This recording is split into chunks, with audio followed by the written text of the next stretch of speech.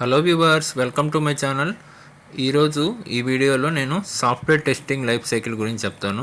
ఇంతకుముందు వీడియోలో software development life cycle గురించి చెప్పాను. ఆ వీడియోలో ఎగ్జాంపుల్గా నేను ఒక స్వీట్ షాప్ని తీసుకున్నాను. స్వీట్ షాప్లో ఏముంటాయి, స్వీట్స్, మిక్చర్స్, ఇట్లా కొన్ని ప్రోడక్ట్స్ ఉంటాయి కదా. ఆ ప్రోడక్ట్స్ అనేవి వాళ్ళు ఒక షాప్ పెట్టి సేల్ చేస్తూ ఉంటారు. వాళ్ళకి ఏం ఐడియా వస్తుందంటే దాన్ని ఆన్లైన్ చేయాలనుకుంటున్నారు. ఆన్లైన్ చేయాలనుకుంటే ఒక వెబ్సైట్ కానీ ఒక అప్లికేషన్ కానీ అవసరం అవుద్ది. సో వాళ్ళు ఏం చేస్తారో ఒక ఐటీ కంపెనీకి రీచ్ అయ్యి వాళ్ళ ప్రోడక్ట్స్ అనేవి ఆన్లైన్లో సేల్ చేసేదానికి వెబ్సైట్ కానీ అప్లికేషన్ కానీ క్రియేట్ చేయమని అడుగుతారు. అప్పుడు ఆ ఐటీ కంపెనీ ఏం చేస్తుంది, వాళ్ళ రిక్వైర్మెంట్స్ తీసుకొని డెవలప్ చేసి వెబ్సైట్ని టెస్ట్ చేసి దాన్ని మార్కెట్లోకి రిలీజ్ చేసి మెయింటెనెన్స్ చేస్తుంది అనమాట వాళ్ళ స్వీట్ షాప్ని. ఇంకా క్లియర్గా కావాలంటే ఆ వీడియో క్లిక్ చేసి చూడండి, నేను డిస్క్రిప్షన్లో ఇస్తాను. సాఫ్ట్వేర్ టెస్టింగ్ లైఫ్ సైకిల్లో ఫస్ట్ ఫేజ్ వచ్చి రిక్వైర్మెంట్స్ అనాలిసిస్. ఇప్పుడు ఏదైనా ఒక వెబ్సైట్ని కానీ ఒక అప్లికేషన్ని కానీ టెస్ట్ చేయాలంటే రిక్వైర్మెంట్స్ ఏందని ముందు టెస్టర్ అర్థం చేసుకోవాలి. టెస్టర్కి బిజినెస్ అనలిస్టులు యూజర్ స్టోరీస్ ద్వారా రిక్వైర్మెంట్స్ని తెలియజేస్తారనమాట.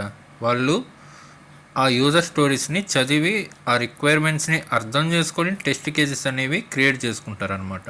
రిక్వైర్మెంట్స్ని అర్థం చేసుకోవడం వల్ల క్రిటికల్ టెస్ట్ కేసెస్ ఏవేవి అని అర్థం అవుతాయి అన్నమాట. మన ఎగ్జాంపుల్లో స్వీట్ షాప్ అనుకున్నాం కదా. స్వీట్ షాప్ వాళ్ళు ఆన్లైన్లో ప్రోడక్ట్స్ని సెల్ చేయాలనుకుంటున్నారు. ప్రోడక్ట్స్ని కార్ట్లో యాడ్ చేసుకోవడం అనేది ఒక క్రిటికల్ ఫంక్షనాలిటీ అనమాట. ఆ ప్రోడక్ట్ని కార్ట్లో యాడ్ చేసుకోవడమే పని చేయట్లేదంటే ఇంకా ఆ వెబ్సైట్ డెవలప్ చేసే ఏం లాభం. ఇట్లా కొన్ని క్రిటికల్ ఫంక్షనాలిటీస్ ఉంటాయి. ఆ పేమెంట్స్ ప్రాసెస్ చేయడం కానీ, ఇప్పుడు ఏదైనా ఒక ఐటమ్ అనేది స్టాక్ అయిపోయింది, ఆ స్టాక్ అయిపోయింది అని నోటిఫికేషన్ పంపించడము షాప్ వాళ్ళకి అప్డేట్ చేయమని. సో ఇట్లా కొన్ని క్రిటికల్ ఫంక్షనాలిటీస్ ఉంటాయి అన్నమాట. ఇట్లా టెస్టర్కి ఏం టెస్ట్ చేయాలో ఈ రిక్వైర్మెంట్స్ని అనాలిసిస్ చేసిన తర్వాత అర్థం అవుద్ది అనమాట. ఆ టెస్టింగ్ స్కోప్ ఏంది, ఏమి టెస్ట్ చేయాలనుకుంటున్నారు అనేది టెస్టర్కి బాగా అర్థమవుతుంది. నెక్స్ట్ స్టేజ్ వచ్చేసి టెస్ట్ ప్లానింగ్ అనమాట. టెస్ట్ ప్లానింగ్లో ఇప్పుడు రిక్వైర్మెంట్స్ అర్థమైపోయినాయి. ఇప్పుడు ఏ సాఫ్ట్వేర్ యూజ్ చేయాలి టెస్ట్ చేసేదానికి, అప్లికేషన్ని లేదా వెబ్సైట్ని టెస్ట్ చేసేదానికి, ఎలాంటి మెథడ్ ఫాలో అవ్వాలి, మాన్యువల్ టెస్టింగా లేకపోతే ఆటోమేషన్ టెస్టింగా.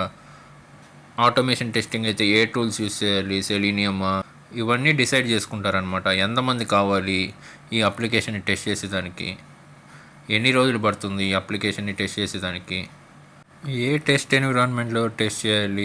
నెక్స్ట్ ఫేజ్ వచ్చేసి టెస్ట్ కేస్ డెవలప్మెంట్ అనమాట. ఇక్కడ టెస్టర్స్ ఏం చేస్తారంటే పర్ఫామ్ చేసే టెస్ట్ సినారియోస్కి టెస్ట్ కేస్ రాయాలి. టెస్ట్ కేస్ టైటిల్ రాసేది, ఆ టెస్ట్ కేస్కి డీటెయిల్ స్టెప్స్ రాస్తారు, ఎక్స్పెక్టెడ్ రిజల్ట్స్ రాస్తారు. ఫర్ సపోజ్ మన ఎగ్జాంపుల్లో స్వీట్ షాప్లో ఒక కస్టమర్ వచ్చి వెబ్సైట్లో ఆర్డర్ ప్లేస్ చేయడం. దీనికి టెస్ట్ కేసెస్ ఎలా ఉంటాయి, ఒక కస్టమరు వెబ్సైట్ ఓపెన్ చేస్తాడు, వాడికి నచ్చిన ఐటమ్స్ చూస్ చేసుకుంటాడు, ఎంతెంత క్వాంటిటీస్ కావాలో దాన్ని కార్ట్లో వేసుకుంటాడు. ఆ కార్ట్కి వెళ్తాడు, డిస్కౌంట్స్ ఏమైనా ఉంటే అప్లై చేసుకుంటాడు, వాడి అడ్రస్ డీటెయిల్స్ ఇస్తాడు, పేమెంట్ డీటెయిల్స్ ఏమైనా ఉంటే ఎంటర్ చేస్తాడు. ఆన్లైన్ పేమెంట్ అయితే పేమెంట్ డీటెయిల్స్ ఇస్తాడు, చెక్అవుట్ చేస్తాడు. తర్వాత ఏమవుద్ది, ఆర్డర్ అనేది సక్సెస్ఫుల్గా ప్లేస్ అవుద్ది. ఆ తర్వాత డెలివరీ ఏజెంట్కి అసైన్ అవుద్ది. ఆ డెలివరీ ఏజెంట్ వెళ్ళి కస్టమర్కి డెలివరీ చేస్తాడు. డెలివరీ చేసిన తర్వాత యాప్లో డెలివర్డ్ అని అప్డేట్ అవుతుంది. ఒకవేళ క్యాష్ ఆన్ డెలివరీ అయితే డెలివర్ చేసేటప్పుడు కస్టమర్ దగ్గర క్యాష్ తీసుకొని డెలివరీ ఏజెంట్ డెలివర్డ్ అని యాప్లో మార్క్ చేస్తాడు. ఈ నోటిఫికేషన్ అనేది షాప్ ఓనర్కి వెళ్తుంది. సో ఇది ఒక ఎండ్ టు ఎండ్ ఫ్లో అనమాట. ఈ ఎండ్ టు ఎండ్ ఫ్లోలోనే టెస్టర్స్కి మల్టిపుల్ టెస్ట్ కేసెస్ వస్తాయన్నమాట. ఏంటి ఆ test case, for suppose adding items into the cart. ఈ adding items into the cart అనేది ఒక టెస్ట్ కేస్ టైటిల్ అయితే స్టెప్స్ ఏ ఉంటాయి, వెబ్సైట్ లాంచ్ చేస్తాడు, స్వీట్స్ సెర్చ్ చేస్తాడు, క్వాంటిటీ ఇస్తాడు, యాడ్ చేస్తాడు, ఇంకా ఏమన్నా అదర్ ప్రోడక్ట్స్ ఉంటే యాడ్ చేస్తాడు, నెక్స్ట్ కొడతాడు. ఈ టెస్ట్ కేస్కి ఎక్స్పెక్టెడ్ బిహేవియర్ ఏంటంటే కార్ట్లో ఐటమ్స్ యాడ్ అవ్వడం, నెక్స్ట్ బటన్ కొట్టిన తర్వాత. సేమ్ ఇదే ఆటోమేషన్ టెస్టర్ ఏం చేస్తారు, కోడ్ రాస్తాడనమాట సెలీనియం యూస్ చేసి. కంపెనీస్ పర్ఫార్మెన్స్ టెస్టింగ్ కూడా చేయిస్తాయన్నమాట. పర్ఫార్మెన్స్ టెస్టింగ్ అంటే ఇప్పుడు ఆ స్వీట్ షాప్ సాఫ్ట్వేర్ని లేదంటే వెబ్సైట్ని ఒక 100 మంది యూజ్ చేస్తే పర్ఫార్మెన్స్ అనేది ఎలా ఉంది ఆ వెబ్సైట్కి, అంటే ఫాస్ట్గా లోడ్ అవుతుందా వెబ్సైటు, స్లో అవుతుందా, అంటే ఎంత ఫాస్ట్గా పేజ్ లోడ్ అయిపోతుంది, అంటే పేజ్లో ఇప్పుడు స్వీట్ ఐటమ్స్ ఇవన్నీ ఫాస్ట్గా లోడ్ అవుతున్నాయి లేదా, ఇట్లా పర్ఫార్మెన్స్ టెస్టింగ్ కూడా చెక్ చేస్తారనమాట. ఇలా టెస్ట్ కేసెస్ ఉంటాయన్నమాట. టెస్ట్ ఎన్విరాన్మెంట్ అనేది సెటప్ చేస్తారనమాట.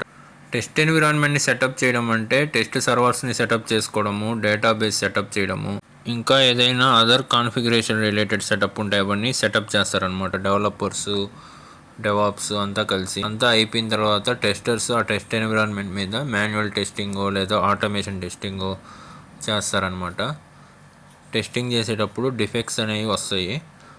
ఆ డిఫెక్ట్స్ వస్తే డెవలపర్కి అసైన్ చేస్తారు. డెవలపర్ వచ్చి యూఐ డిఫెక్ట్ అయితే యూఐ డెవలపర్కి, ఏపీఐ డిఫెక్ట్ అయితే ఏపీఐ డెవలపర్కి అసైన్ చేస్తారు. అసైన్ చేసిన తర్వాత డెవలపర్ ఫిక్స్ చేస్తాడు, టెస్టర్ మళ్ళీ టెస్ట్ చేస్తాడు, అంటే రీటెస్ట్ చేస్తాడు. ఒకవేళ డిఫెక్ట్ ఫిక్స్ అయితే క్లోజ్ చేస్తాడు, లేదంటే మళ్ళీ ఆ డెవలపర్కి అసైన్ చేస్తాడు అనమాట. మళ్ళీ డెవలపర్ ఫిక్స్ చేసి టెస్టర్కి అసైన్ చేస్తాడు రీటెస్ట్కి. ఇలా టెస్ట్ ఎగ్జిక్యూట్ చేస్తాడనమాట.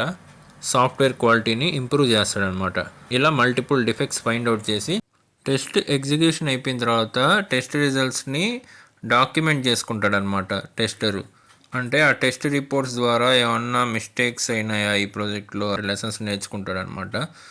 అవి ఫ్యూచర్లో రిపీట్ కాకుండా చూసుకుంటారనమాట. అంటే ఫర్ సపోజ్ ఈ టెస్టింగ్ చేసేదానికి ఒక 1 వీక్ అని ఎస్టిమేట్ చేసాడు అనుకో టెస్టరు, కానీ టెస్టింగ్కి ఒక 10 డేస్ పట్టింది. సో ఇలాంటి మిస్టేక్స్ అనేవి ఈ టెస్ట్ రిపోర్ట్స్ ద్వారా తెలుస్తాయి అన్నమాట.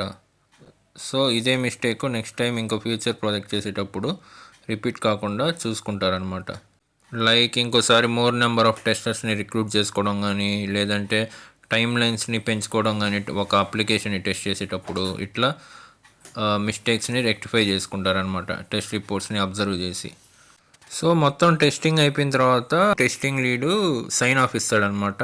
సో డెవలపర్స్ లేదంటే డెవాప్స్ ఆ అప్లికేషన్ని లైవ్ చేస్తారనమాట. అప్లికేషన్ కానీ వెబ్సైట్ని కానీ కస్టమర్స్కి లైవ్ చేస్తారనమాట. వీడియో కనుక మీకు నచ్చినట్లయితే మా ఛానల్ని సబ్స్క్రైబ్ చేసుకోండి, ఈ వీడియోని లైక్ చేయండి.